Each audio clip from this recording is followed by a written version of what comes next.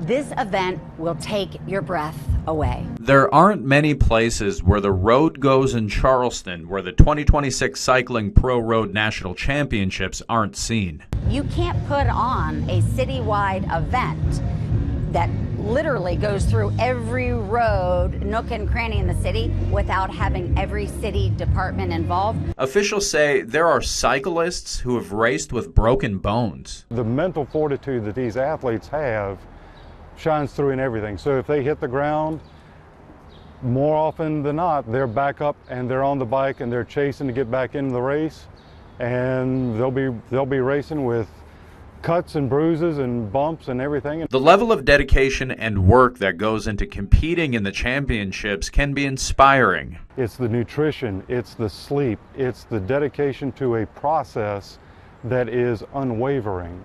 And when you're exposed to that level of dedication, almost single-minded dedication to a purpose, it's very, one, it's impressive, but it's also inspiring of things that we can take into our own lives, of how we can be better humans, how we can better prepare ourselves for our own lives. Race director Will Smith and Charleston Mayor Amy Goodwin say that the event brings together fans from around the world to watch some of the most rugged athletes from across the country compete right here in the capital city. Behind me is the start and finish line of one of the main events of the USA Cycling Pro Road National Championships, where some of the top athletes and cyclists from across the country will compete to be the top American cyclist and possibly compete in the 2028 Summer Olympics in Los Angeles. There are three main cycling categories which mostly utilize the boulevard as the main leg of the courses. There are individual time trials where riders start